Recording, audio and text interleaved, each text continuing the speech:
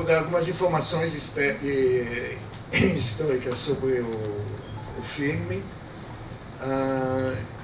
Esse filme foi feito no início da década de 70, 70 e pouco, e ele é um filme pós-AI-5, que é o motivo pelo qual o meu nome não consta do filme, porque eu caí no AI-5, e a Comissão Estadual de Cinema, que era dirigida na época por Francisco Daniel Salles, fez questão que o filme fosse feito toda a série, aliás, fossem dirigidos pelo Batista e por mim, e como meu nome não podia aparecer em lugar nenhum, tem um outro nome que consta aqui dos créditos, que é a pessoa através da qual eu conseguia receber algum dinheiro. Né? Há uma diferença nítida entre o filme pré e os filmes, né, produção pós-AI-5. Antes do AI-5, que foi no dia 13 de dezembro de 68, conseguíamos uma certa provocação política que depois foi difícil de fazer. Né? Então, antes do AI-5, conseguimos fazer filmes como O Caso dos Irmãos Naves, o Diegues faz Os Herdeiros, Joaquim Pedro e eu fazemos o Brasília, a Contradição de uma Cidade Nova, filmes que não teríamos conseguido apresentar depois do AI-5. Então, toda a série de cinejornal com o desfile militar é o máximo que o Batista e eu conseguimos fazer. A gente pensou que se fôssemos além disto, correríamos riscos. Né? E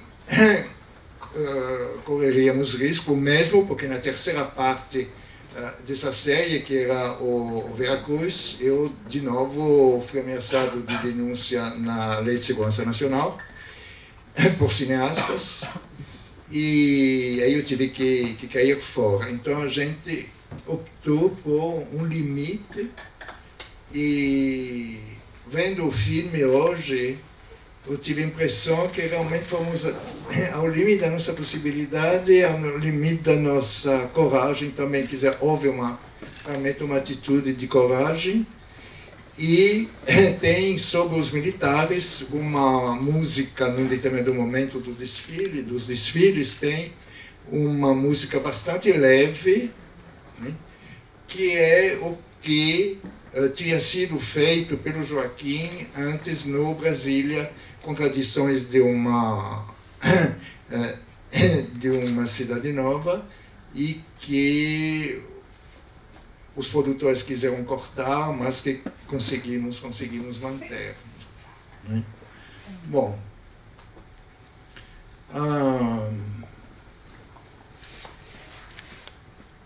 como o pouco que existia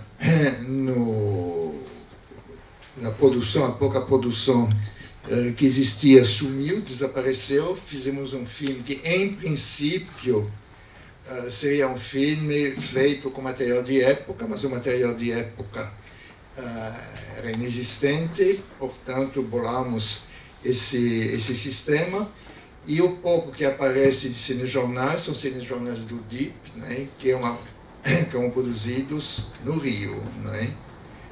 Portanto, é a manifestação do governo e do governo ditatorial, através desse material do Rio, porque em São Paulo não tínhamos materiais. Embora em São Paulo tivesse sido filmado muitos cinejornais durante os anos 30, mas não existia já mais nada.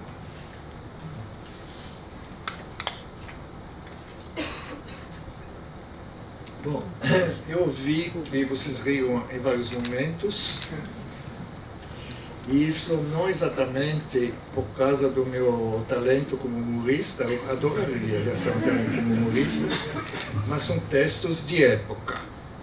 Quer dizer, isso que eu fiz em várias oportunidades com imagens, também trabalhar com material de arquivo. Esses textos são textos promocionais da companhia, né, tal como eles foram divulgados. Né? Essas listagens de números, de tantos metros quadrados, tanto isso, etc., é material de divulgação da companhia. Né? O humor consiste em, fora de contexto, né, isolar esses números, né, que dão uma ideia bastante, enfim, uma sugestão de uma burguesia paulista, né, que se pauta por quantidades. Né, continua tanto hoje, não é? O festival apresentou 364 filmes de 35 países, né? Toda essa numeração continua absolutamente válida e é uma das bases do cinema de Jean Manzon, né? Que vivia dando informações sobre a quantidade de concreto que tinha sido elaborado para fabricar vasilha e quantos metros de ferro, sei lá o quê, não é? Portanto, isto, para nós, para João Batista e eu, tinha uma certa função política, uma função ideológica, que vendo o filme hoje, eu acho que se preserva. O filme não me pareceu tão degradado assim, acho que ele se aguenta bastante. Né? A minha participação na elaboração do texto é basicamente de montagem, de articulação, de seleção de textos. Né? Eu acredito ter acrescentado pouca coisa. No monólogo do Fagundes é rigorosamente uma montagem. E no momento, quando se fala do trabalhador, não é que não haverá mais necessidade da presença humana, que isso é da companhia, que enfim o nosso trabalhador poderá descansar, eu acho que isso é meu.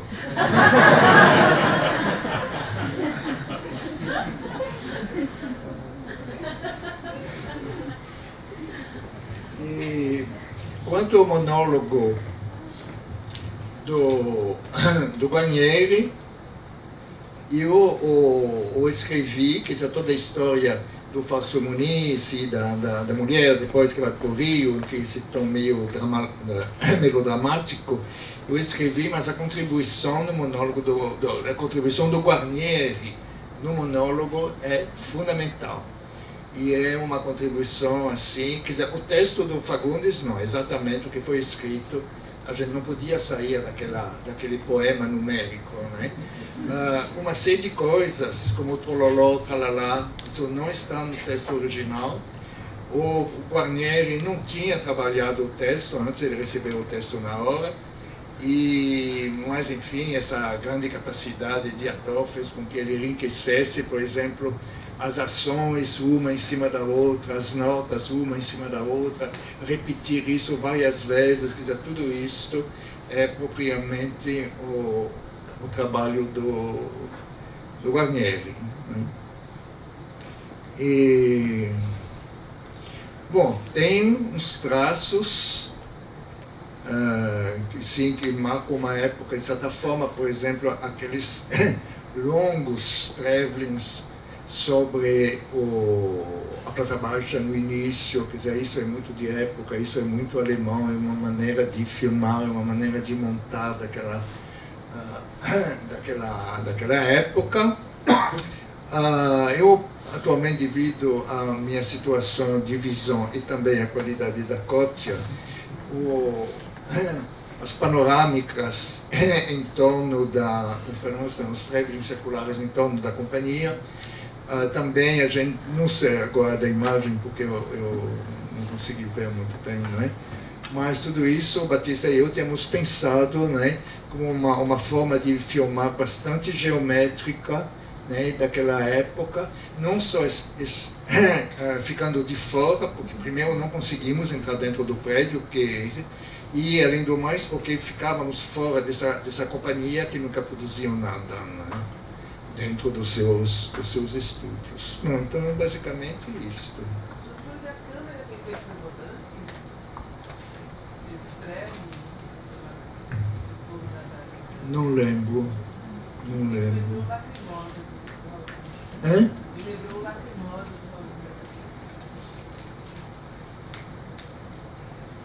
Você diz, se for uma câmera Quem fez a câmera? Não lembro. Mas aqui nos créditos? Os créditos são gerais, eles não têm por função. Tem até o nome do Bodansky.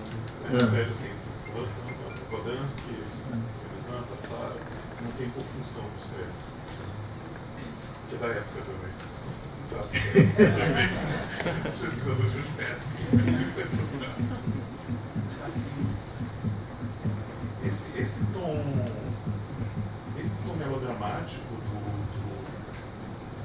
Esse tom melodramático do final, ele destoa bem do resto do filme, né? Da interpretação do Guarnieri, do próprio texto já, mas do Guarnieri, que pesa também. Enfim, queria discutir um pouco o porquê disso, como que tu vias isso, vezes. Porque destoa muito, o filme é muito irônico, e nesse final... Esse final é muito irônico. O que eu entendi é isto, né? Enquanto o resto é muito geométrico, muito quantitativo, etc., de repente entra, ironicamente, o melodrama humano, né? E também a imbecilidade humana. Não é? Então, eu acho muito engraçado, né? Tanto como nós concebemos de acabar com o melodrama, como também eu acho que o Guarnieri está excelente nisso. Acho que ele dá um ritmo, que ele é lento, que ele dá para passar as ideias, os fatos, entende? Mas, sim, é melodramático, se opõe ao resto, estilisticamente, do filme, mas, basicamente, é irônico. Agora, se você chorou...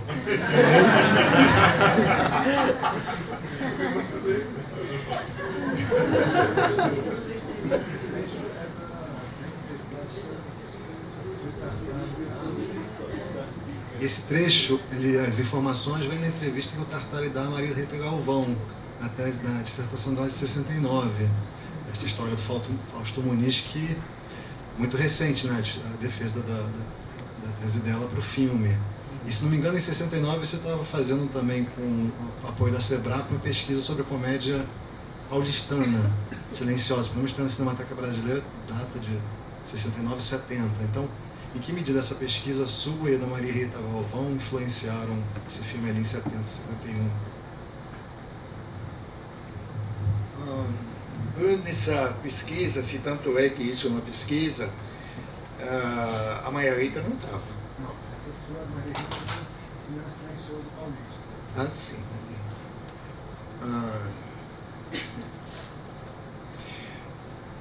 Não, a questão dessa pesquisa é o seguinte, que com o AI-5, enfim, eu estava casado, tinha uma filha, etc., eu não consegui me aguentar. Né? E aí, eu entrei na lista dos 25, né, com o Fernando Henrique. E aí, o Fernando Henrique, o Otávio Yanni, que estavam fundando o Sebrap, de certa forma me ajudaram, né? Eu não tinha como entrar no âmbito temático do Sebrap. Não vimos isto, essa possibilidade, porque era basicamente política, economia, etc. Não é? Mas o Fernando Henrique e o Ottavio Ianni me deram essa possibilidade de uma pesquisa para que eu possa me sustentar e até me reequilibrar, você entende? E não se trata propriamente de uma pesquisa, se trata de um levantamento de dados. Então eu fiz uma filmografia de chanchadas com resumo de enredos, etc. Né? A pesquisa teria sido trabalhar a partir desse levantamento, mas isso não foi feito. Só existe o levantamento. Isso não foi feito um pouco devido às circunstâncias da época, quer dizer, as pessoas tinham que se virar, não é? Não tinha como ficar num quadro com uma bolsa ou alguma coisa desse tipo, né? Para fazer a pesquisa. Quanto à influência do trabalho da Maria Rita sobre este filme, certamente tem algumas informações, né, com o cara que vem de Roma, informações eu acho que o trabalho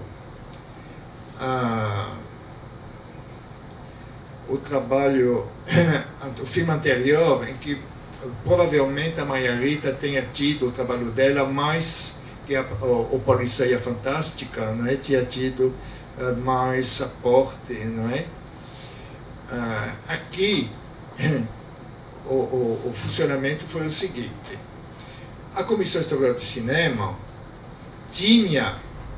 é um projeto antigo da comissão, né? E tinha encomendado pesquisa sobre esses períodos, né? Os períodos, a periodização não foi feita por nós. E bom, então, para essas décadas aí, 30, 40, já havia textos. Só que, para Batista e para mim, esses textos eram péssimos. No sentido de que não havia uma interpretação, não havia um pensamento, havia, assim, alguns fatos alinhavados, não é? E que o Batista e eu resolvemos não seguir. Nem sei, aliás, se o Batista leu, eu dei uma lida, isso não é um roteiro, isso não leva para nada, temos que repensar, etc. O terceiro era o Veracruz. E ele existe, esse filme. Não é? E no Veracruz, o Batista e eu fizemos inicialmente uma espécie de rascunho de montagem, né, para saber por onde iria o filme, porque a gente pensava fazer, revimos os filmes da Veracruz, evidentemente, e chegamos ao momento, montamos na Líder, né, chegamos ao momento em que nos sentimos prontos para iniciar propriamente a montagem. Né. Para isto, precisávamos dos negativos para fazer as cópias, que seriam as cópias internegativas, né, para fazer montar o nosso filme. Né. Aí aconteceu o seguinte, que eu estava na Líder e o Batista foi para o escritório do Cury e detinha os direitos. Né. Onde estava um jornalista no escritório do Cury, um jornalista que é o Ben Biafora. Os dois estavam lá quando o Batista chegou. E aí, pelo que o Batista me relatou, ele explicou para o Cury o momento em que nós estávamos e a necessidade, então, de começar a fazer seleção de trechos dos filmes, etc. E aí, o Biafora entrou na conversa, dizendo o seguinte: sabemos que você trabalha com o Bernardet se essa situação continuar, ele será denunciado na Lei de Segurança Nacional. E o Kubrick disse, com o Jean-Claude na equipe, eu não cedo os direitos. E aí Batista voltou para líder e me disse, olha, a situação está assim, eu acho melhor você sumir e você não reaparece por um tempo. Eu não sei o que eles vão fazer. Aí saí do filme e Batista se desinteressou bastante do filme e, bom, dividiu os contratos e vamos acabar, eu vou acabar, mas não vamos fazer aquela elaboração de montagem que tínhamos pensando, vai ser só uma série de filmes, trechos de filmes da Veracruz e vamos usar o texto que a comissão forneceu. E aí, com certeza, destruímos o filme. E aí eu não participei disso, evidentemente, que eu não podia nem pôr os pés na líder, enfim, era inseguro. E o Batista chutou o filme dessa forma em pouco tempo. É interessante para vocês eu contar isso, né? Porque não era fácil para algumas pessoas trabalhar na época, né? Assumimos, eu acho, muitos riscos. Quer dizer, não sou eu, né?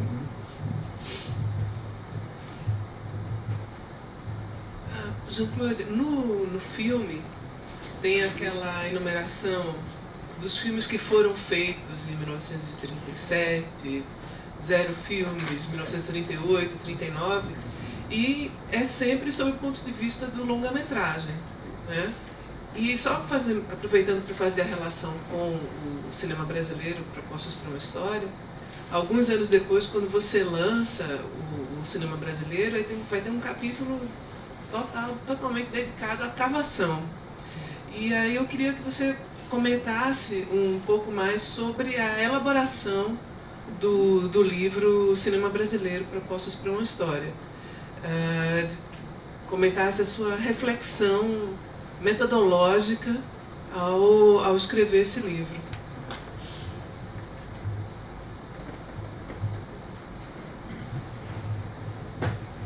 Bom, esse livro nasceu do seguinte: um crítico de cinema francês chamado Guy Bell resolveu fazer em francês e em espanhol uma história do cinema latino-americano, e aí eu fui escolhido para fazer a parte brasileira. A parte brasileira, basicamente, é esse livro, que funcionou como cinema brasileiro, Propostas para uma História. Tudo isso foi discutido na França, enfim, o capítulo, a extensão do capítulo, tudo isto, não é? Quando eu enviei em português o texto, Guy Bell mandou a versão em português para o editor espanhol, que era de Barcelona. E ele me disse, eu vou demorar um pouco para reagir, porque eu vou providenciar uma tradução em francês, né? Portanto vai levar um tempinho. Então, aí o editor espanhol me escreve, me diz que o texto é muito bom, que vai ser ótimo me publicar, que ele está adorando, que é isso mesmo. Então, tempos depois, o Bell, não sei agora exatamente como isso aconteceu, através de carta, coisa assim, me diz que ele não publica. Aí, certamente não por causa disso, mas ocorreu que eu fui a Paris me encontrar com ele, e bom, não era uma história, não é? O que eles esperavam era uma narração com nomes de filmes, nomes de diretor, numa certa cronologia, uma certa periodização, etc. Não é? E Aí eu disse que eu não estava interessado em fazer isso, que eu estava mais interessado em apontar, digamos, certas estruturas da história mais do que narrá-la, não é?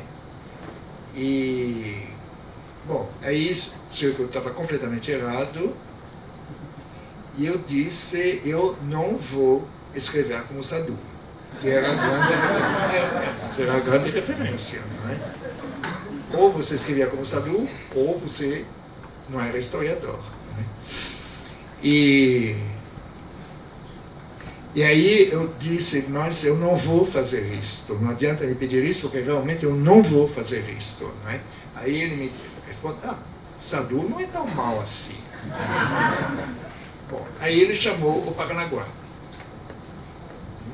que assumiu essa parte do livro, e publiquei esse livro, então, na Paz e Terra. Muito tempo depois, bom, primeiro uma coisa, não é que o Enbel me disse que isso não interessaria o público europeu, que o público europeu queria saber da história, etc. Não é? Então, eu achei que o editor espanhol estava fora da Europa, porque ele achou interessante. Então tem um pouco esse troço de que o que os franceses acham é universal, não é? Mas não cedi. E aí, um belo dia me dizem, muitos anos depois, que numa revista inglesa, que é o Time Out, não sei exatamente que revista é esta, não é o Quarter, mas enfim, bom, que tinha um texto meu. Aí eu estranhei, né? E consegui a revista, consegui a informação, etc. De fato, era um capítulo do cinema brasileiro. Mas eu nunca tinha mandado nada para os ingleses, né? Aí consegui fazer um percurso, né, a genealogia, e aparentemente aconteceu o seguinte, que alguém, que é provavelmente o Avelar, mandou o livro, em todo caso, um capítulo do livro, que é o Novo Ator, o Estado, que foi publicado pelo Festival de Locarno, o que eu não soube, e que os ingleses encontraram no Festival de Locarno. E os ingleses fizeram o seguinte, eles publicaram o capítulo na revista, ou talvez trecho do capítulo, não lembro exatamente, com uma abertura que é dizendo a seguinte, os ingleses e a produção inglesa que se cuide, porque se continuar como estamos, vai acontecer na Inglaterra o que o Bernadette escreve no Brasil. Ora, se ele quiser, eu não interessava os europeus, né? Eu acho que assim, a batalha pela historiografia é um combate muito grande e de certa forma, então, os ingleses, né, me salvaram do desprezo dos franceses. Mas saiu a edição de Barcelona? Não, saiu, sim.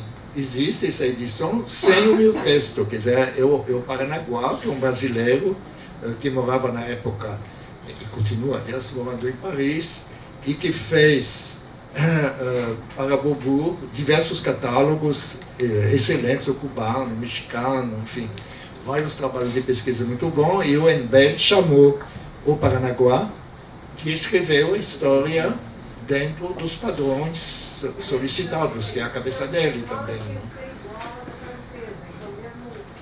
Sim. Sim, é igual. A edição francesa e a espanhola são iguais.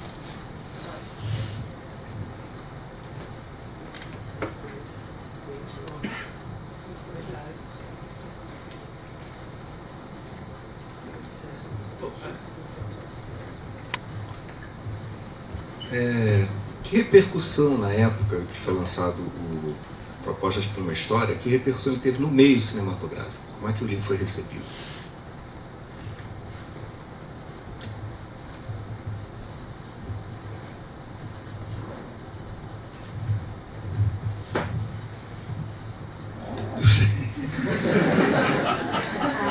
Teve algum retorno dela?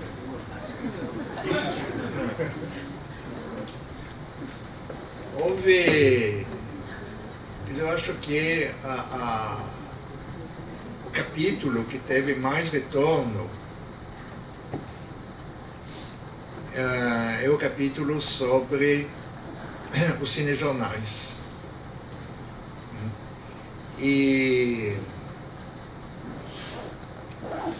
Mas o que eu me lembro não é bem assim, através de leitura. Eu vou te contar o que aconteceu. Primeiro, o Paulo Emílio, a Maria Rita e eu discutíamos muito essa questão da história e do cinejornal, do documentário, etc., no Brasil.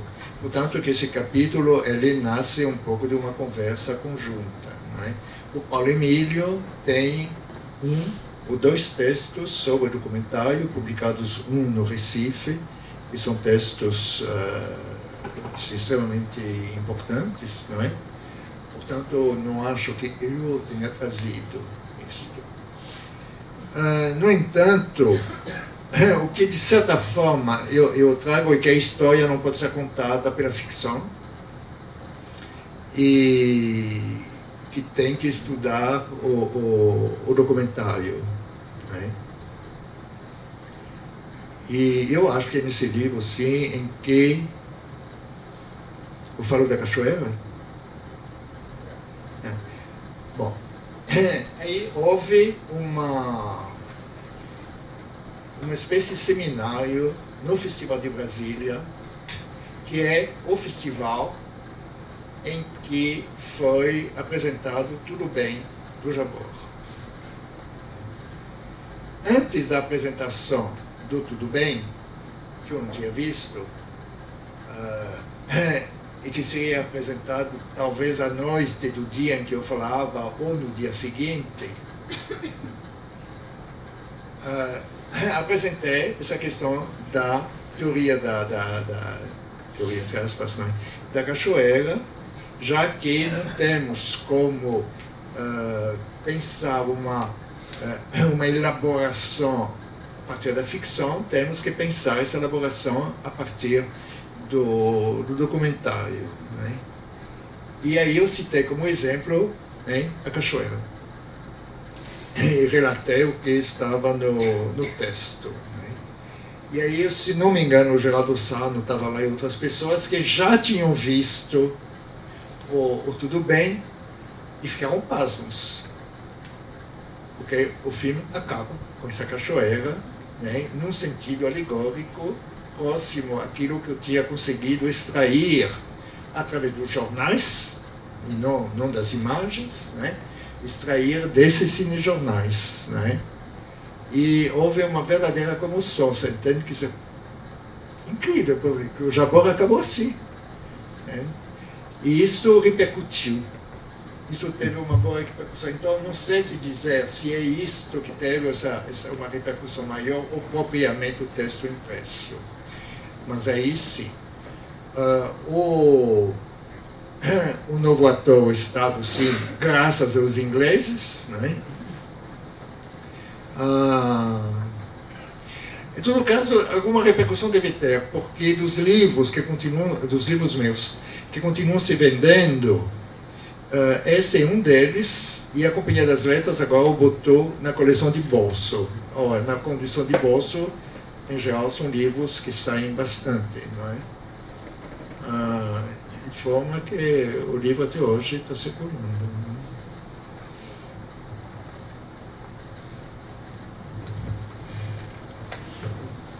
Algumas das ideias do livro aparecem em artigos seus no jornal Opinião e Movimento ao longo dos anos 70, particularmente sobre a pornochanchada.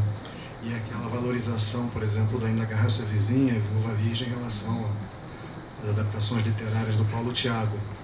E eu lembro de ter lido alguma carta sua para o Alex Vianney em que você ficava com medo de ficar com fama de porno chanchadeiro por defender o Rovai em detrimento do Paulo Rovai, em detrimento do Paulo Thiago das produções da Embrafilme.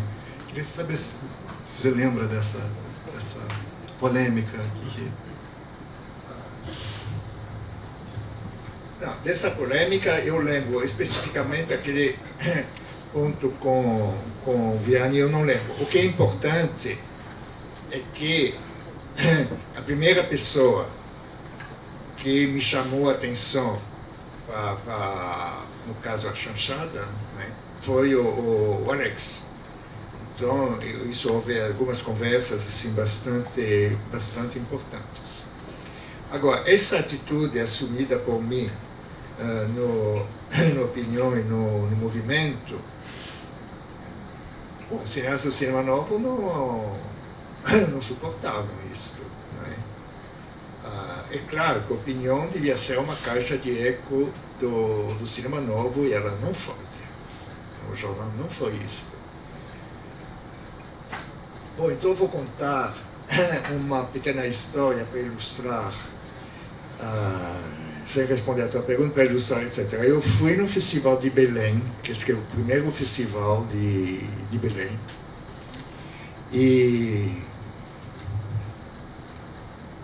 acho que eu fui com o Sérgio Ricardo, não lembro exatamente. No caso, num determinado momento, o Sérgio Ricardo me disse, olha, você se cuida, que o Zelito Viana disse que ia te dar uma surra. E a ira contra mim era assim, real, não é? E tanto mais que o Zelito Viana é um cachorro, um cineasta, eu disse o que eu pensava no jornal, não é? E em Belém houve, não sei, o início de uma sessão, enfim, era um lugar amplo onde havia muita gente, talvez um coquetel, não sei exatamente. Em todo caso, eu sabia que o Zelito ia chegar e eu me postei perto da porta. Eu olhei se ele estava presente no meio de uma multidão já formada, não ouvi, e eu me postei perto da porta. Né? Quando ele entrou, aí eu fui falar com ele. Você tem alguma coisa para me dizer? Porque se você tiver, é melhor dizer agora, né? E aí ele disse, não, imagina, não tenho nada para te dizer. Eu tenho uma obra e você não tem nada. Às vezes ele diz, é só isto? Eu disse, tá bom, ele foi beber. Certamente ele falou sim que ia me dar uma surra, mas isso talvez no momento de excesso de álcool, etc. Eles bebiam muito. Né?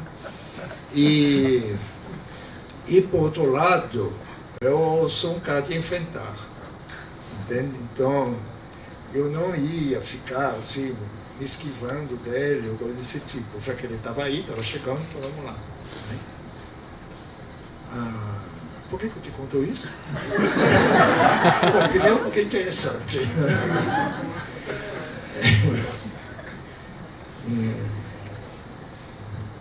Então, houve, você entende?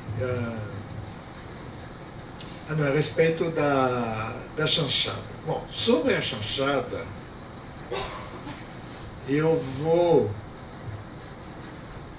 Não, sobre a porno-chanchada, aliás. Eu vou publicar um texto agora. Não sei se vocês conhecem um crítico, cineasta, ator, etc., que se chama Francis Wagner. Eu me comunico muito com ele e ele é do ABC, da região industrial de São Paulo, filho de operários. E o acesso dele ao cinema brasileiro foi exclusivamente a porno-chanchada. Então, a gente conversou, ele acabou escrevendo como é ter uma cabeça organizada pela pornochanchada para chegar ao cinema brasileiro, sendo que o cinema novo, Glauber, tudo isso veio muito depois, não fazia parte do universo. Enquanto que nós, quando a gente, numa certa época, falava o cinema brasileiro dos anos 60, entendia cinema novo, né? E o resto meio que é agregado, né?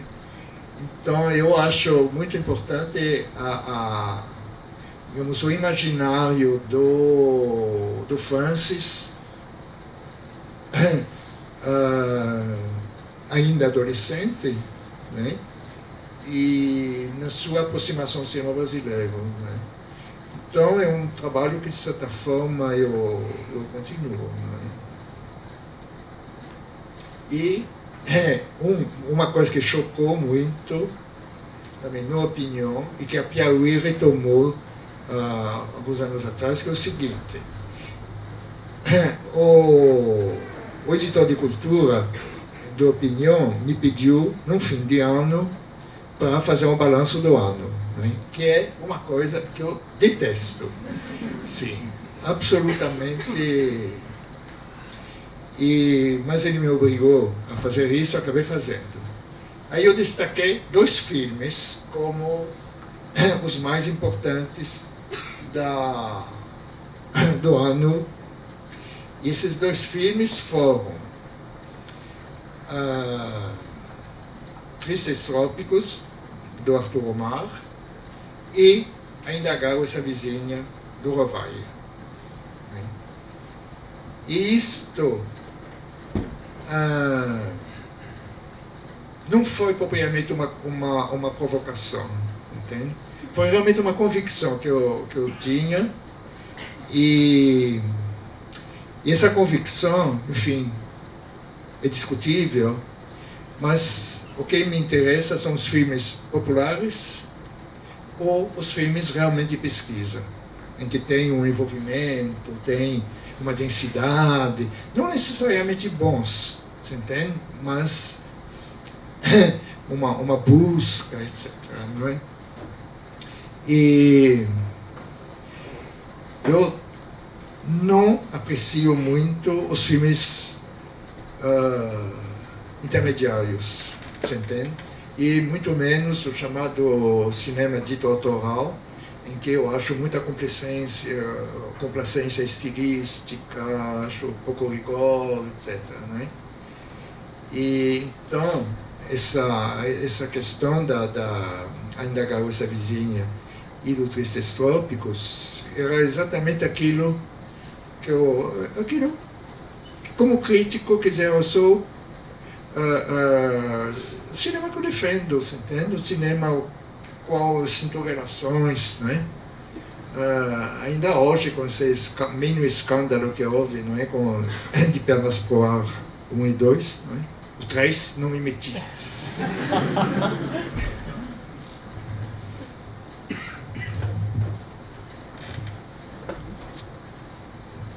Bom, tem vários alunos aqui de mestrado, alunos de graduação. Vocês podiam fazer uma pergunta.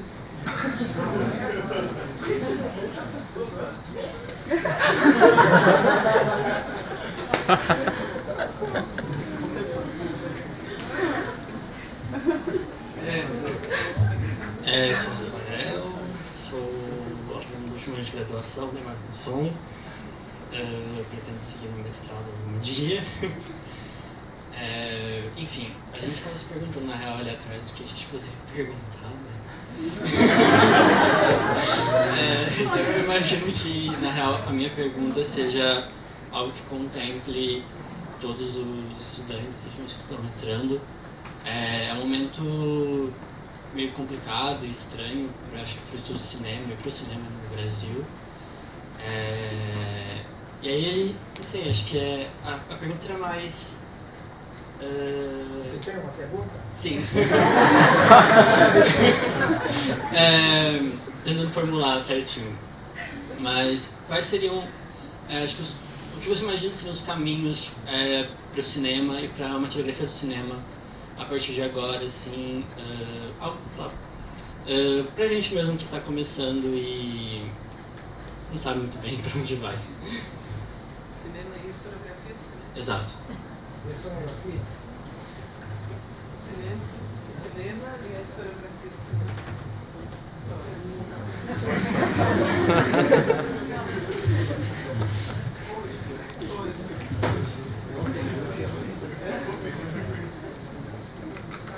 Bom, quanto nos destinos do cinema hoje, eu acho que deveríamos nos sentir como no último baile da Ilha Fiscal.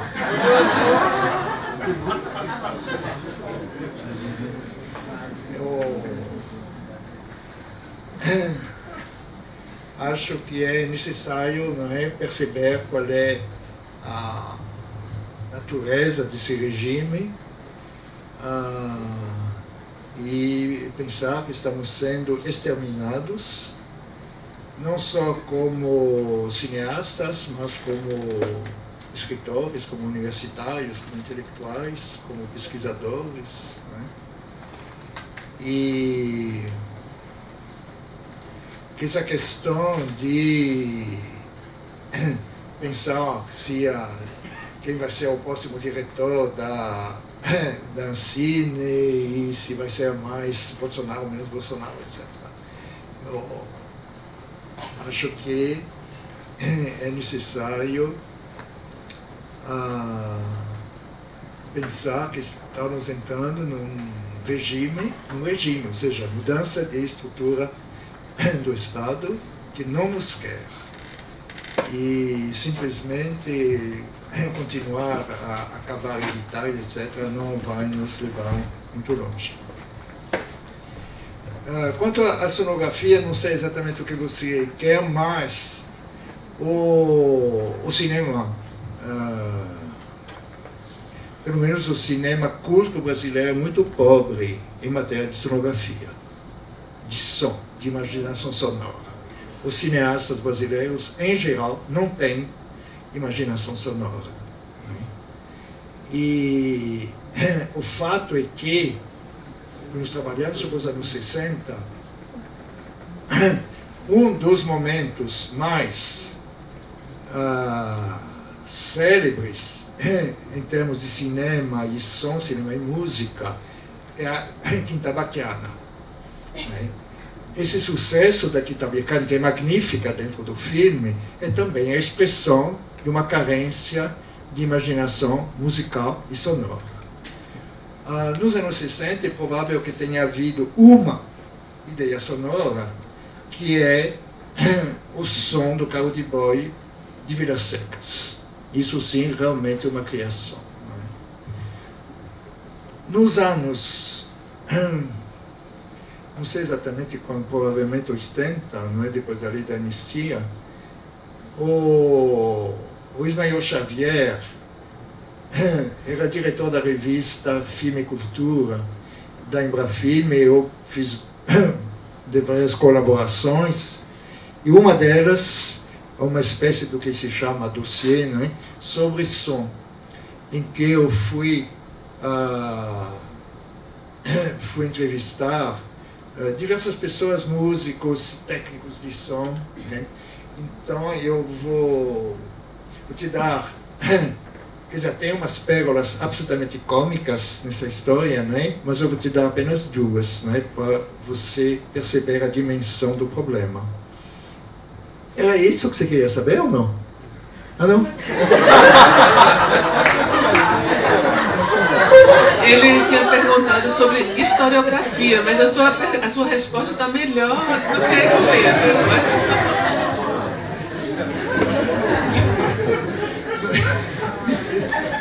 Não sei por que embarquei nessa. Tá bom, então ele comprou uma três. Eu fiz uma longa entrevista com o técnico de som Juarez, que fez Eles Não Usam Lactaia. O Hirschman, para determinar as cenas, tinha escolhido um boteco, que era uma esquina, esse boteco, e havia uma rua que subia, e a outra rua transversal, assim, era plana, não é no alto. Bom, o Jair disse o seguinte, que essa rua que subia era a única que possibilitava acesso a esse bairro. Portanto, um trânsito infernal e, por causa da subida, mudança de marcha. Né? O Jair disse, é impossível gravar aqui, é impossível. Né? E o Leon achou que a locação estava ótima. Foi na base de se virem.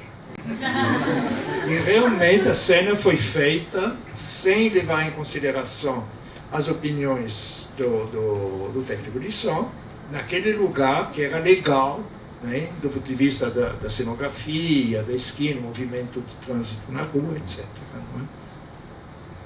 Uma outra entrevista foi com o Nessling, né, que tinha trabalhado várias vezes com o Babenco. E aí eu perguntei para ele o que ele fazia quando na imagem, ele faria quando na imagem ele visse uma porta que bate. Ele me respondeu, eu não tenho nada a ver com isso. E, então ele mandava pedaços de música para o Babenco que se vire com isso, mas não tinha nenhum conceito de trilha. Hein? Então não é isso que você queria saber, mas agora você sabe.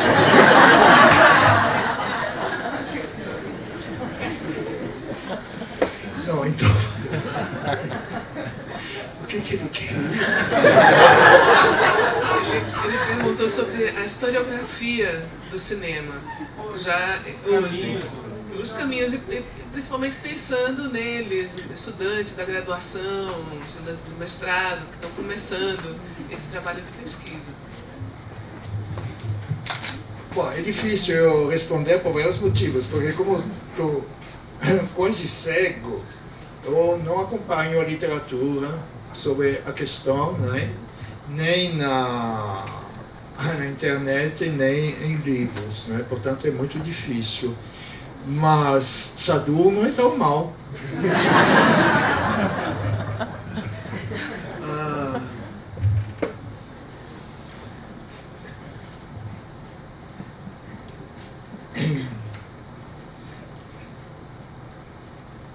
A ideia de uma elaboração de textos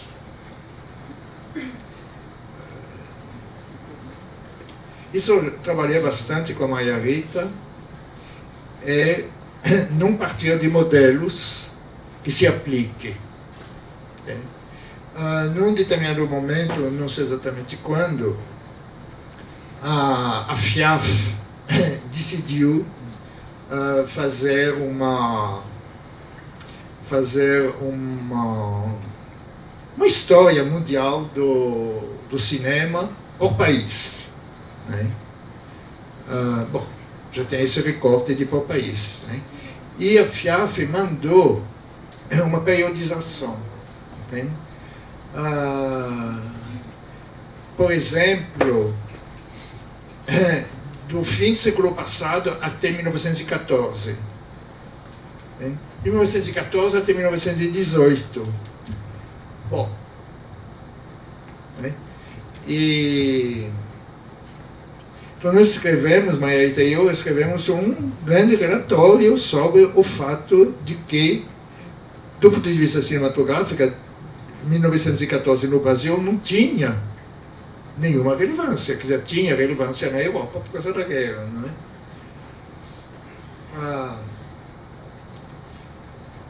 Então é um pouco isso que eu tentei nas propostas, é tentar questionar uma realidade e qual é a metodologia que essa realidade, através de que metodologia essa realidade pode ser analisada.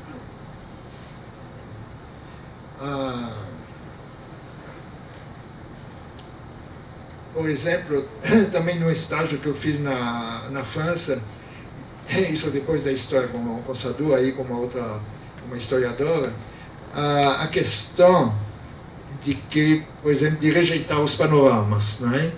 Porque isto é uma metodologia uma sistemática de escrita que se aplica a uma determinada realidade sem ter perguntado essa realidade se ela quer ou não quer. Entende? Ou seja, o que mostraria mais, como tentei fazer, por exemplo, todas as histórias do cinema são, praticamente, enfim, na época, pelo menos, são histórias do filme de ficção. Entende? De repente, estudando aqui, você percebe, no Brasil, né, não é assim. Entende? Não é assim, porque a ficção, não, por motivos de mercado, etc., a ficção não se desenvolveu tanto. Também, os filmes, diferentemente do que acontece em outros países, não foram preservados. Entende? Então, você tem que interrogar essa situação, você tem para daí ver quais são os procedimentos metodológicos que vão contribuir para que você possa entender um período, etc. Não é? Porque você quer trabalhar com história. Não sei ainda.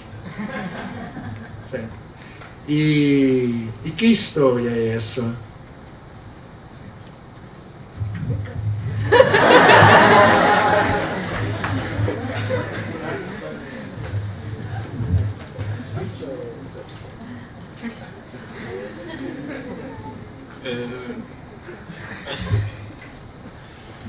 Acho que você pergunta pra mim qual história, acho que definir qual história você quer saber. A história que eu quero fotografar ou a história que as pessoas querem. Muitas.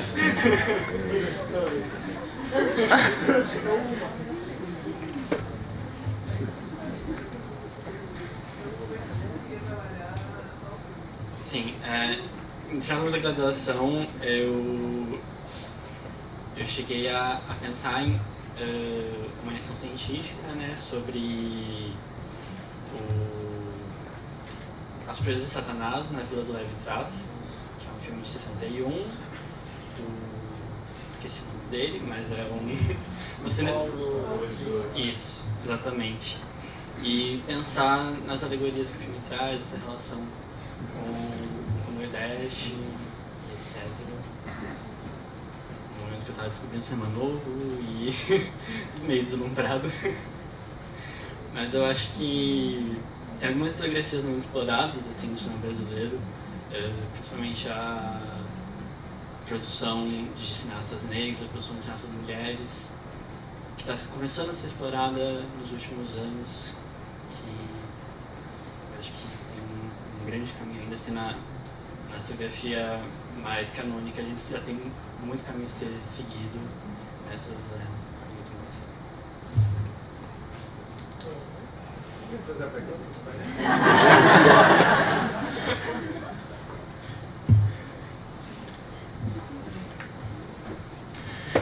Obrigada, Van, mas pode ficar aí. Fica à vontade.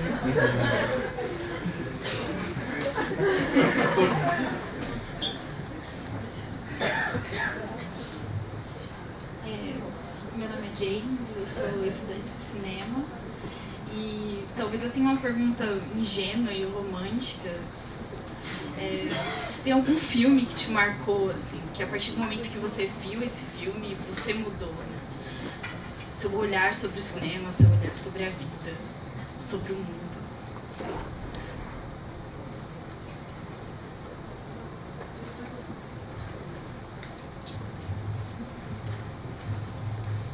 Sim, mas não, talvez não seja algum filme, com certeza, com absoluta certeza, são vários filmes e filmes em várias situações.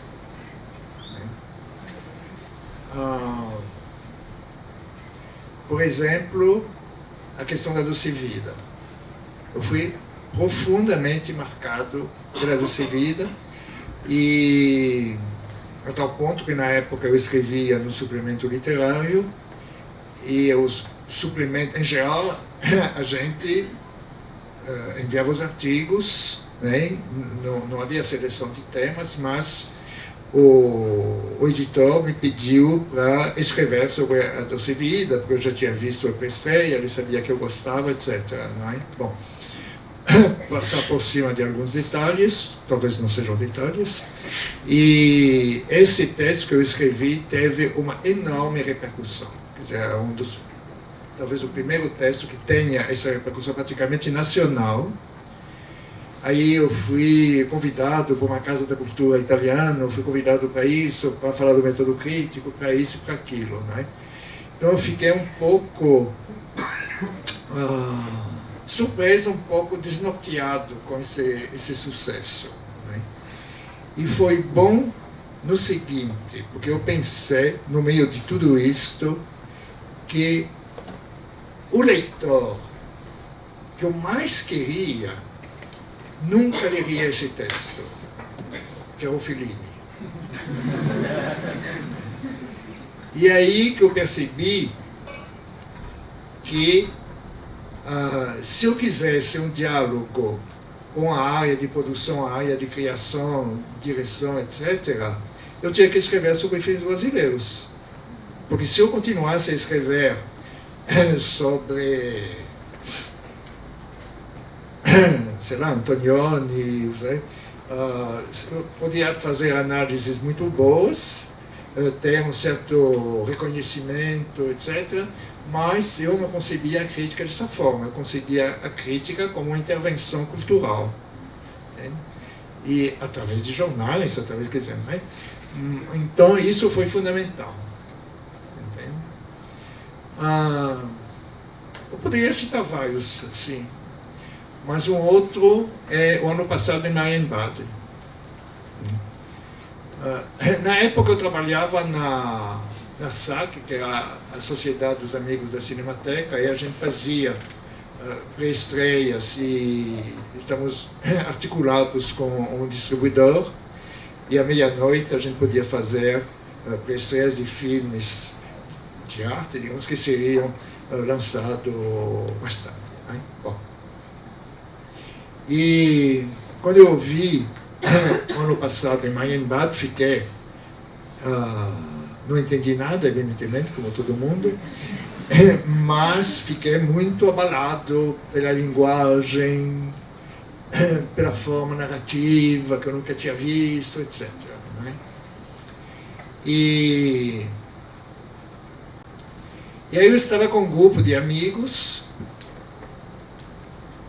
e saímos juntos do cinema, e esses amigos, como eu mesmo, militávamos na área do Partido Comunista.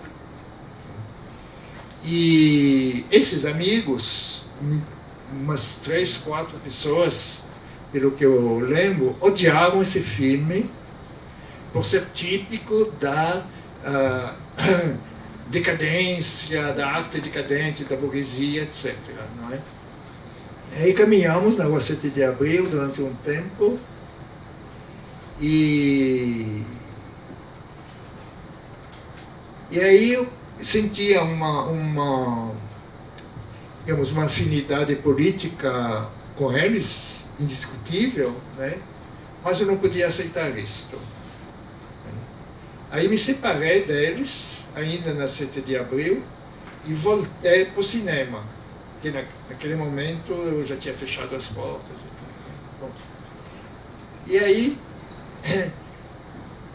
sentei no meu fio e chorei. Entende que eu nunca aceitaria esse dogmatismo, né? E para mim as obras serão muito importantes, e a sensibilidade da relação, a riqueza da relação com a obra é muito importante, né? Então são vários filmes em que houve assim uma relação muito intensa com o filme, e também mudanças, né?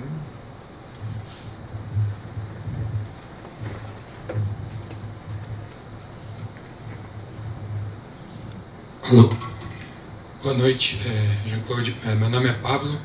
Eu quero pegar esse gancho que você puxou aí meio sem querer sobre o som. Eu acabei de defender o mestrado E um dos filmes que eu estudei foi o filme Fobia, estudando o trabalho do Lívio Trachtenberg. Então eu queria que você falasse um pouco como se deu a concepção do som, que é bastante específica nesse filme, e não só o som, mas também o fato de ter o compositor ali presente, que é uma coisa bem, assim, uma particularidade desse filme, né, em relação ao som.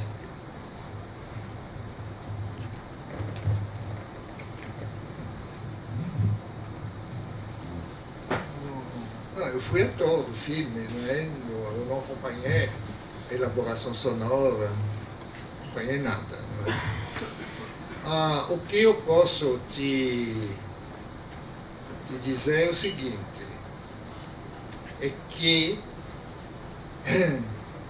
o Lívio tem muita imaginação musical, né?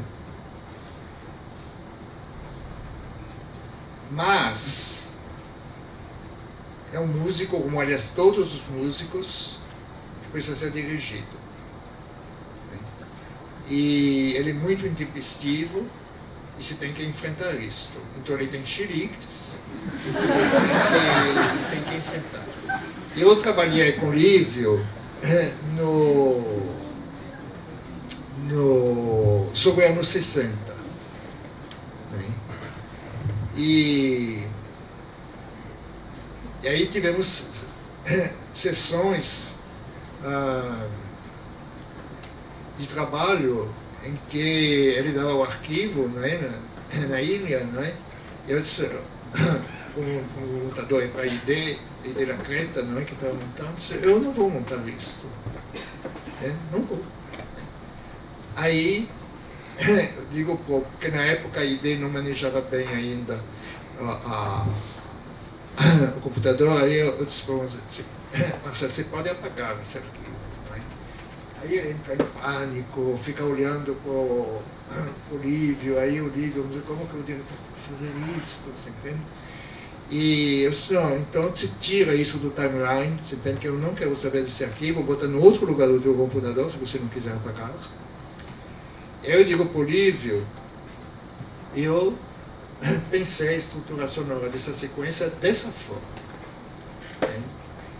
E aí ele me diz, é isso que você está querendo?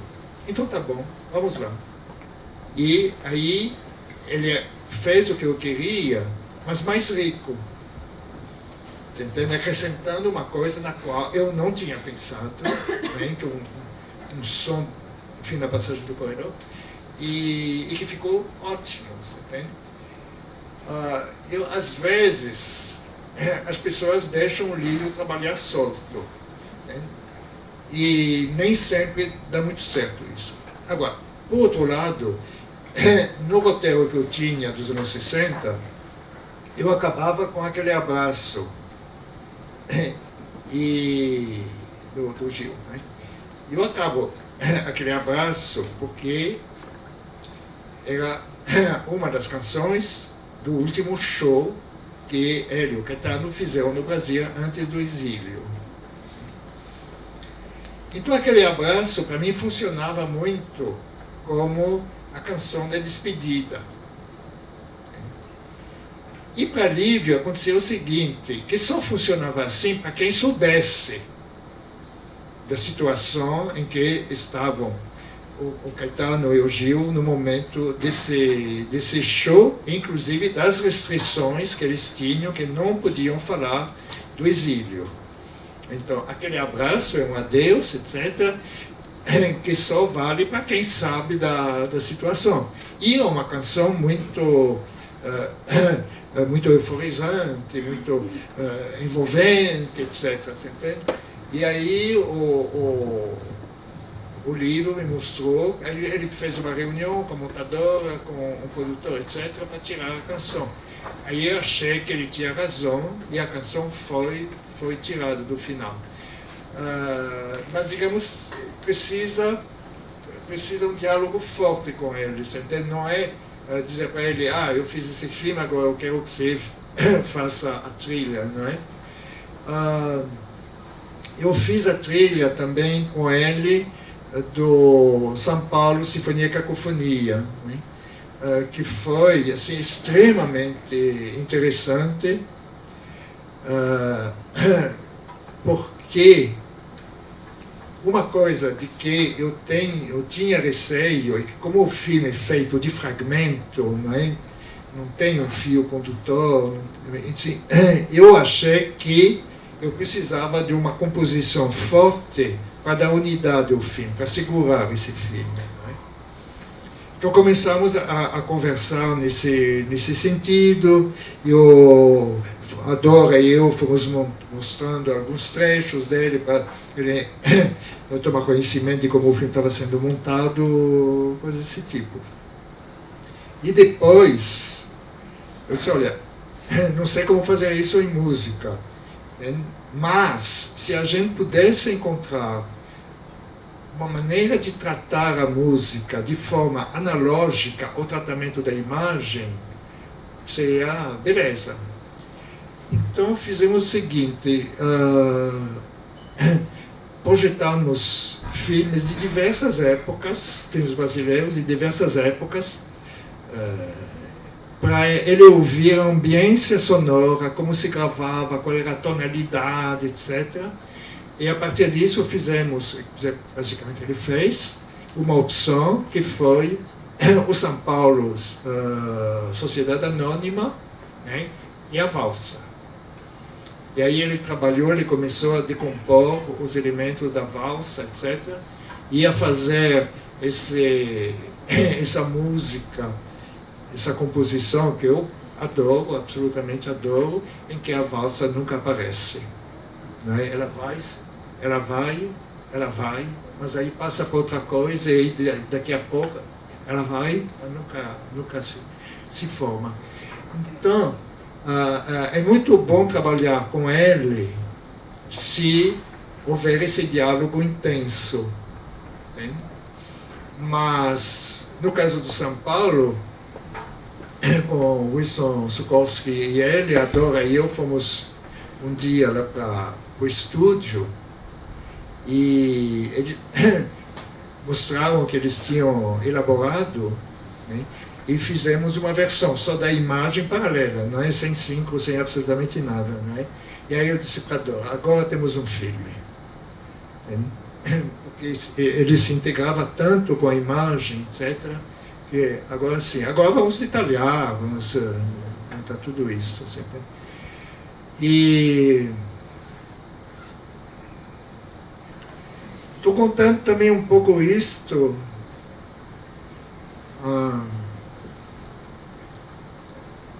Fiz algumas experiências que não foram divulgadas com Carlos Adriano.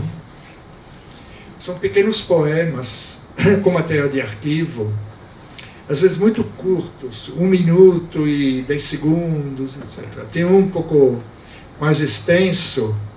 E ao momento o Carlos e eu pensávamos o seguinte, estamos montando imagens, e temos que pensar um som. E ao momento eu disse, olha, isso não é uma pesquisa, é sempre a mesma história, você entende? Porque a gente primeiro pensa na imagem e depois complementa.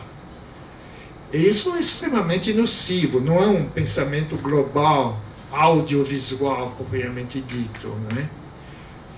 E aí eu escolhi uma peça de música, fui lá num concerto da USESP, e havia uma peça de percussão, era a abertura de uma temporada, sei lá o quê, uma peça de percussão de uns 10 minutos, de um escocês, que eu achei absolutamente extraordinária.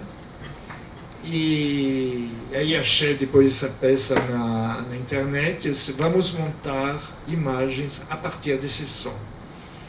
Esse som que vai ser o ritmo. E atualmente, um amigo meu faz vídeos, ele está montando a partir de falas. Ele monta a trilha, uma parte da trilha, e a partir disso que ele vai selecionando. Quer dizer, é um vídeo poético, etc.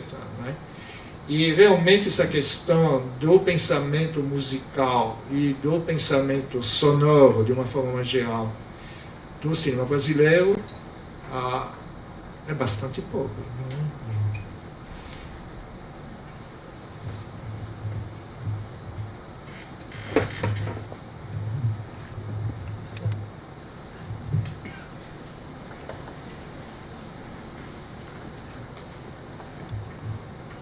Oi. Aproveitando que você comentou rapidamente sobre a sua relação com Francis Wagner, eu queria perguntar sobre o autor no cinema e como se deu esse diálogo para o relançamento do livro, enfim, a partir dessa questão de duas gerações distintas da crítica de cinema, né?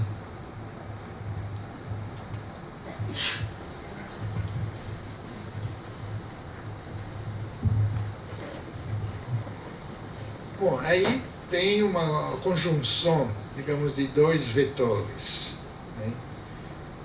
Um deles é que eu não mexo nos meus textos, não por considerá-los sagrados, mas simplesmente porque eu vejo o texto como tendo sido elaborado numa determinada situação, num determinado momento histórico, num determinado momento de pesquisa, sei lá o quê, e que o texto responde a isto.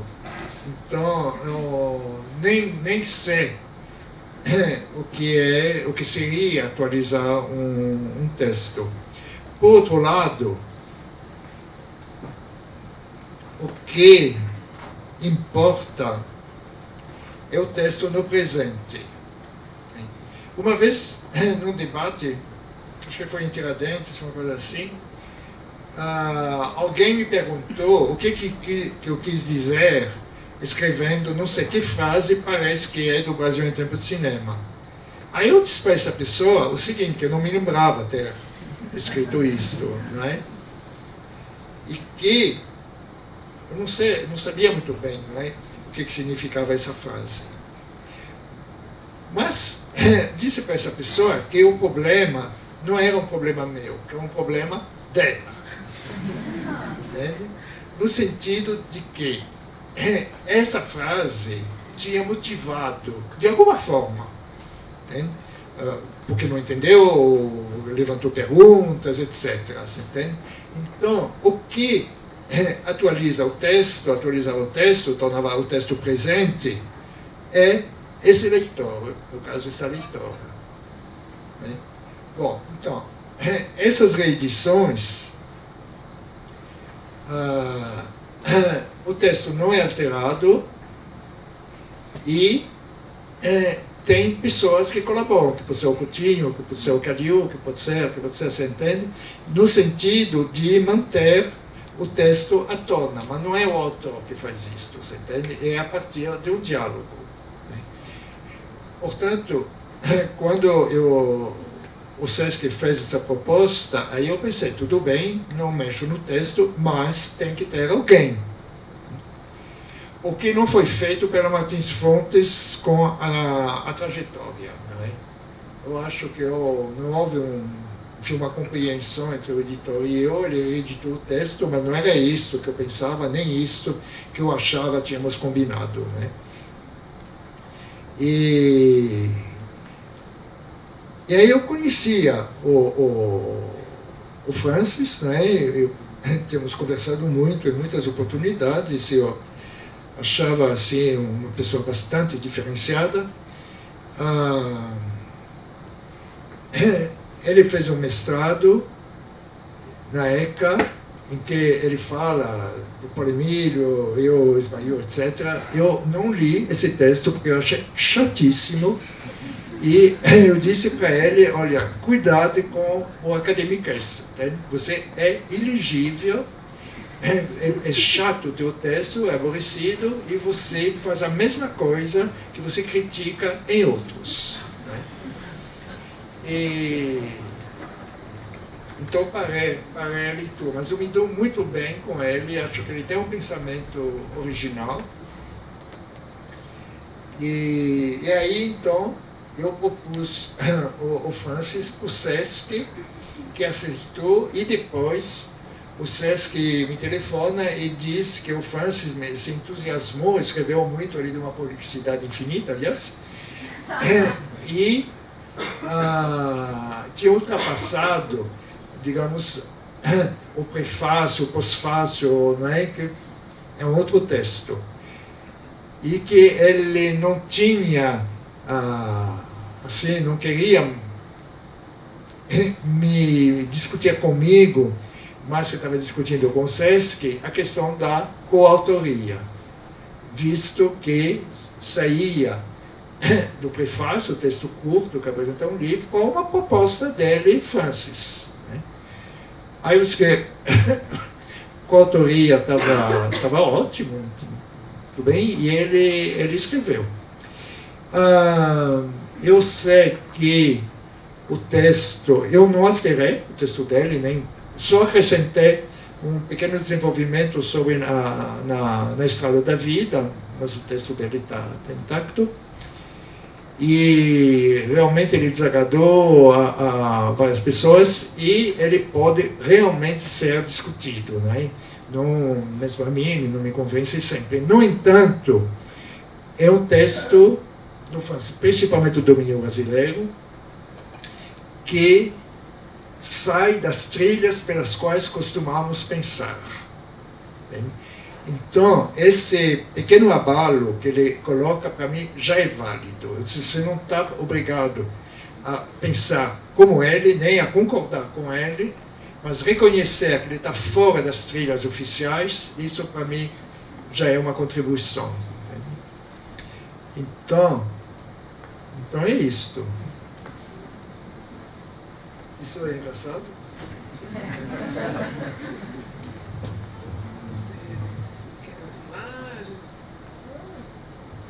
Podemos fazer mais algumas perguntas?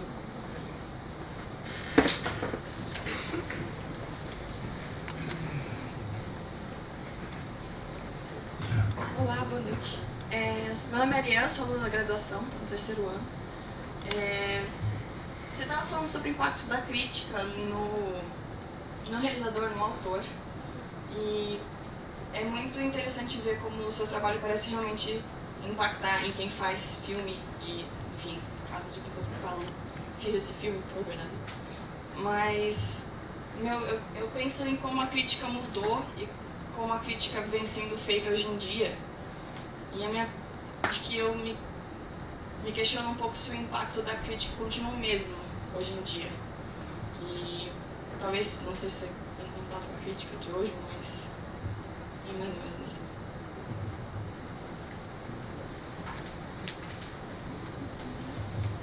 Bom, não posso realmente comentar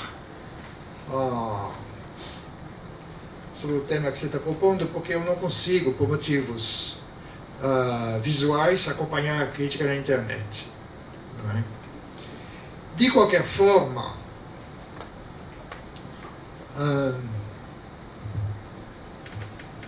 a Abracine vai publicar um livro sobre crítica cinematográfica por estado, a crítica nos diversos estados brasileiros. Me pediram um prefácio, eu fiz um prefácio, em que, de forma bem condensada, eu digo o seguinte, quer dizer, a crítica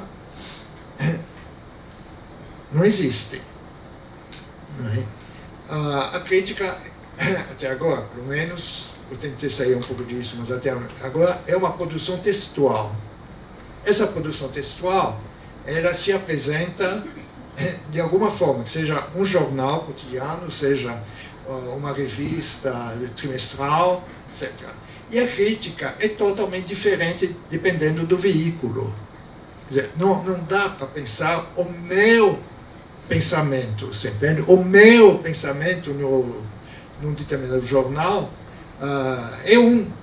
E a crítica, por exemplo, se transformou totalmente, não é, numa linha mais ensaística a partir do momento em que apareceram as universidades, os concursos de cinema, etc. Né? E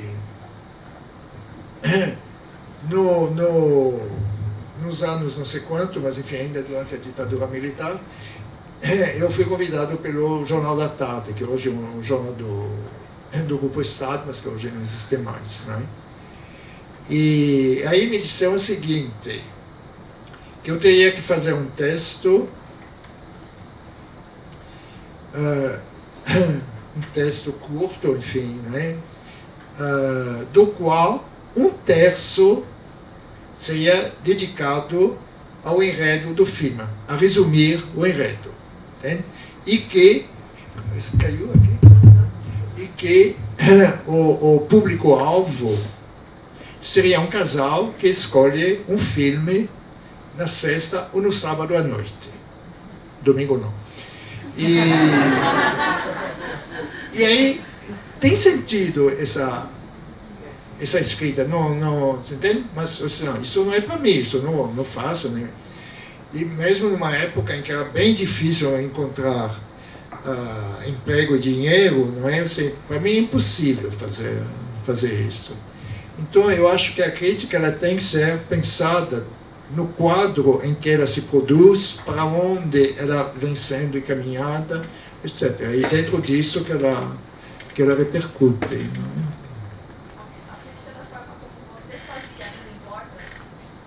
Não? Hã?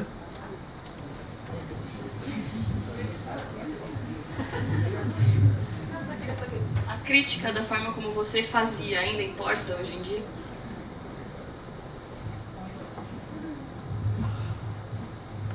Não, como eu fazia, bom, primeiro como eu fazia, não sei como eu fazia, você tem? Mas, quer dizer, eu comecei a escrever no suplemento literário. No suplemento literário é uma escrita, esse suplemento literário não existe mais. Então, essa escrita, a partir do momento em que desaparece o veículo, ela tem que se transformar. Além do mais, como que eu escrevo? Eu não sei, porque posso escrever uma análise detalhada sobre determinado filme na opinião, mas, por outro lado, eu tive uma coluna na última hora em que eu publicava 6 textos por semana. Hein? Eu trabalhava até uma determinada hora, à noite ia ao cinema, e até às 11 horas da manhã do dia seguinte o texto tinha que estar na redação. E esses textos a gente cobria as salas populares, não é? Na época, a República, Marabá, Arte Palácio, etc., necessariamente, independentemente, porque é lá que eu, o eventual leitor, potencial, em todo caso, o leitor do jornal, são as salas que frequentava. Portanto, era independente do filme. Né? E quando você escreveu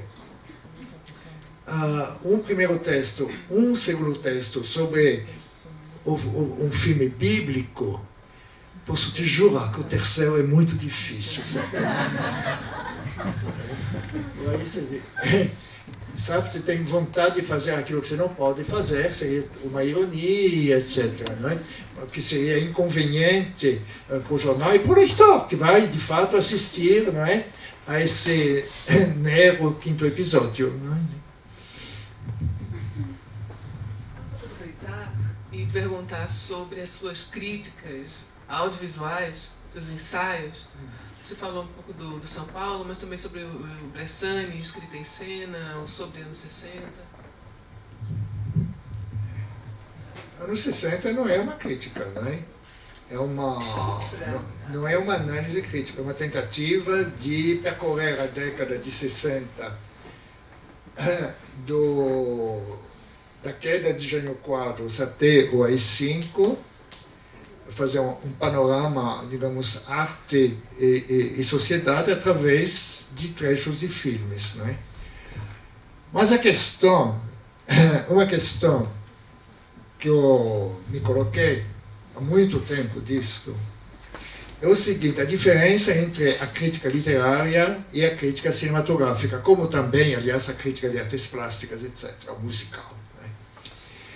A crítica literária, ela trabalha na mesma forma de expressão que o seu objeto, de forma que dentro do texto crítico é possível inserir fragmentos do texto analisado. Depois de analisar o romance, se cita uma frase para mostrar como se compõe a narrativa, o estilo, etc.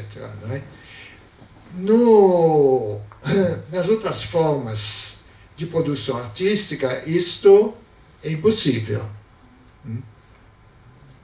O cinema, ele fica então reduzido, né, a descrições de cena ou a citação do citável, que são os diálogos, né, ou, enfim, as falas. Né.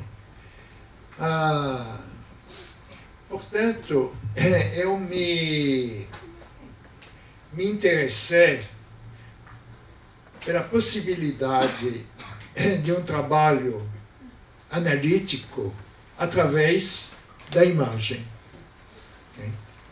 E encontrei uma pessoa, que é um crítico francês, que é o Jean Duché, que fazia isto na França.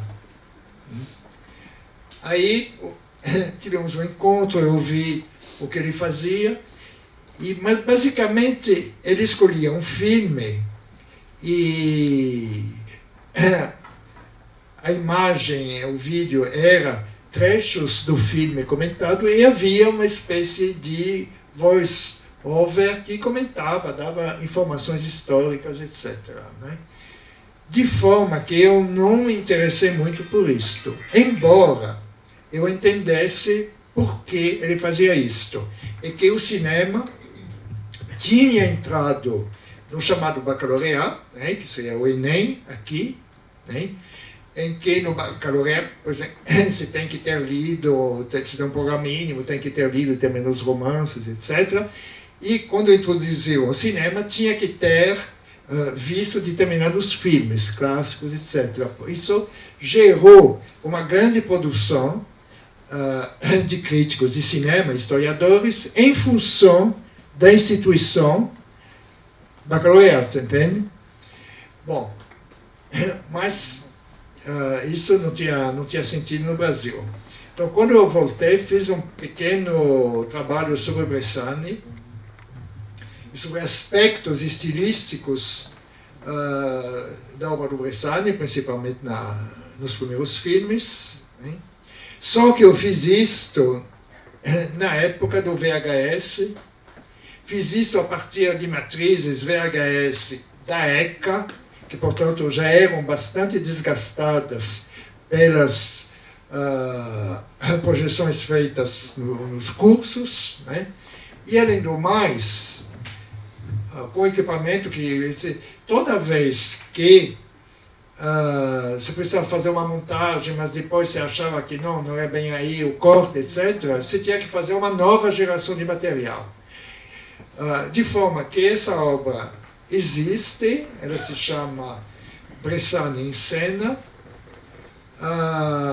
tem uma cópia comigo na ECA, tem uma cópia com a FAPESP, que é a FAPESP que financiou a pesquisa e aceitou o relatório final, e uma com o Bressani, né?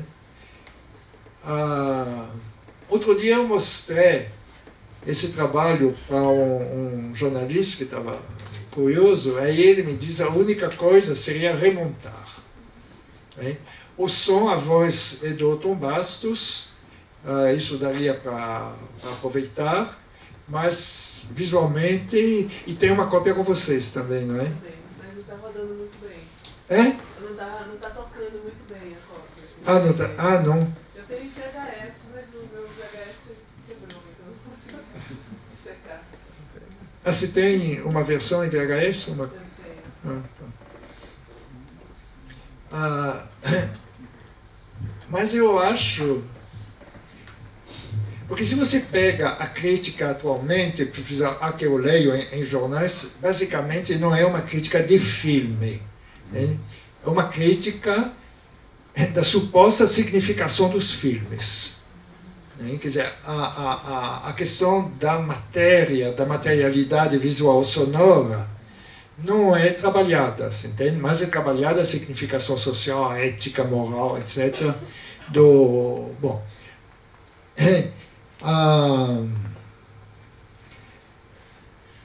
e a questão, pelo menos uma certa abordagem provavelmente possível da análise cinematográfica é através da imagem. Mas aí teria que, assim, isso é uma ampla pesquisa, né? Mas a questão se coloca também, tem um grupo que trabalha, de certa forma, sobre isso, no sentido diferente, que é um grupo da UF, de Niterói, que se chama Kuman, em que eles trabalham sobre a materialidade da imagem. São trabalhos feitos com professores para eles usarem métodos audiovisuais em aula. Mas esses métodos audiovisuais não quer dizer projetar filmes para as pessoas. Então, basicamente, é uma estética do celular, que com o celular qualquer pessoa pode fazer. E a questão é não usar ou questionar a imagem como suporte de uma significação, mas sim como materialidade, e deixar a significação sempre para depois. Então, eu fui lá entrevistar algumas pessoas lá do laboratório, e alguns trabalhos feitos. Então, tem o que eles chamam de dispositivo, que consiste em filmar o quarteirão, em volta do quarteirão, sem descer da calçada, enfim, tem uma série de exercícios que eles propõem. E aí, num desses exercícios, foi filmado um bueiro.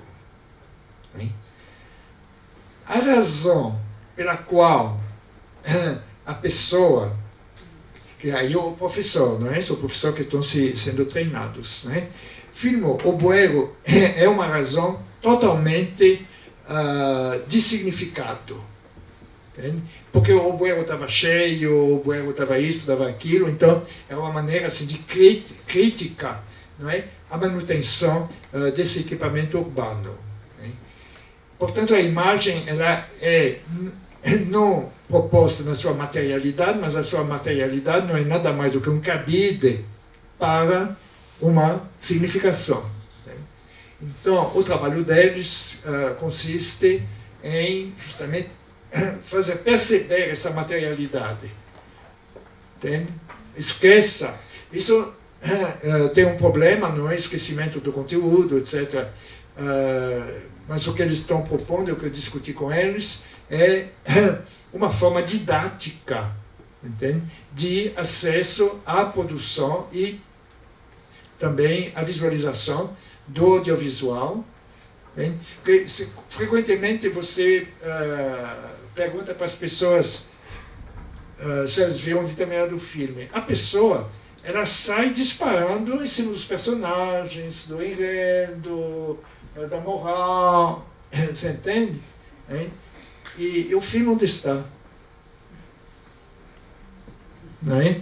Então tem essa preocupação, não é? Em perceber a imagem, né? O seu ritmo, o seu corte, a estrutura da composição, a luminosidade. Né? E a partir disso eles começam a fazer a montagem, etc. Não é? Então a questão da abordagem analítica da imagem pela materialidade, eu acho fundamental. Não que resolva todos os problemas do mundo, não resolve, você entende? Mas, por exemplo, num filme do Bressani, tem que tá no trabalho que eu fiz, né? Tem uma mesa de jantar e tem um homem sentado à mesa à esquerda, né? E pela direita entra um ator. Quer dizer, tudo isso em ritmo lento, que é o ritmo do Bressani, né? Aí, quando entra o ator, um pouco depois de ele ter entrado,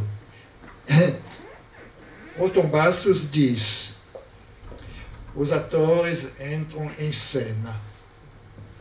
Porque senão, as pessoas não vão perceber isso. As pessoas vão perceber que ele vai jantar com o pai. Você entende? Vão te dizer: ele vai jantar com o pai. Mas para jantar com o pai já estava. Né? E ele percorreu 2/3 do quadro. Então, há um pouco isto que eu estava... Mas o Bressani que eu fiz é uma coisa assim, mais do que primária, entende? Quer dizer, eu acho que tem uma abertura grande para fazer trabalhos nesse sentido. Vocês vão me torturar até quando? A gente só estava esperando você, porque a gente quer ouvir mais sempre, mas vamos acabar a tortura. Tortura nunca mais. Então eu gostaria de agradecer você, Jean-Claude, foi fantástico, foi muito divertido, inclusive. E um prazer imenso contar com você aqui na UFSCar e na jornada. Muito obrigada.